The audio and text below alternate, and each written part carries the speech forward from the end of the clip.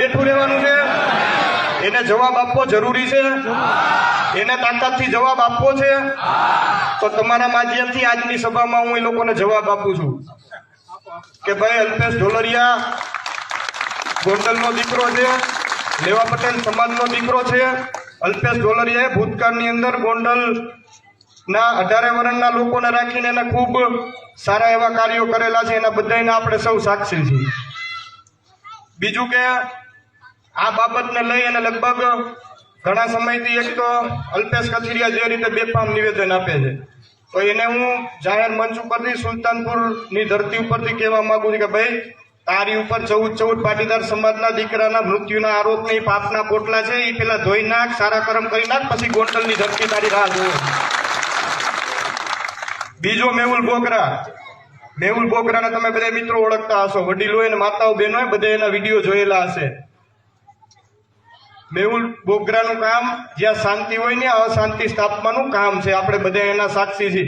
જે રીતે ગુજરાત પોલીસ રાજ્યની સેવા અને રાજ્યની ચિંતા કરે છે, જે રીતે પોલીસના જવાનો એના પરિવારની ચિંતા મૂકી અને આપણા સૌની ચિંતા કરે છે, એની વચ્ચે પડીને એને પોલીસ તંત્રને કઈ રીતે બદનામ કરવું એના વિડીયો અનેક તમે મિત્રો જોયેલા હશે સોશિયલ મીડિયાના માધ્યમથી.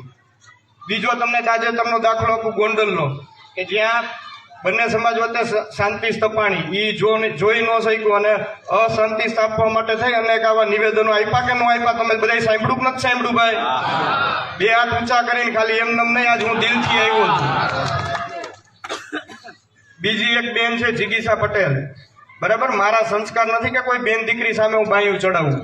એને અહીંથી જાહેર મંચ ઉપરથી કહેવા માંગુ છું કે ભાઈ તું તારું ઘર નથી સાચવી શકી, તારા ઘરની અંદર કોઈ પણ વડીલો હોય, કોઈ પણ યુવાનો હોય, એને મેદાનની અંદર મોકલી દે. તું જેટલા પ્રશ્ન પૂછીશ એની જવાબ દેવાની મારી પૂરી તૈયારી છે.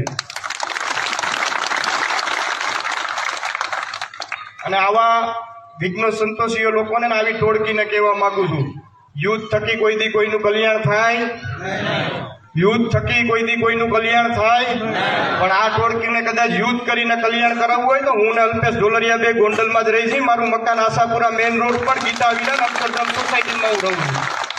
મારી ગાડી તમને રાતે 2 વાગે આપણા ગોંડલના ગ્રામ્ય વિસ્તારની અંદર જોવા મળે અને બપોરે 12 વાગે મારી ગાડી ગોંડલની અંદર આપણા તાલુકાની અંદર જોવા મળે. માનું ધાવણ ધાવ્યા હોય ને મરદના દીકરા હોય ને તો આટે આવી જાજો એકવાર.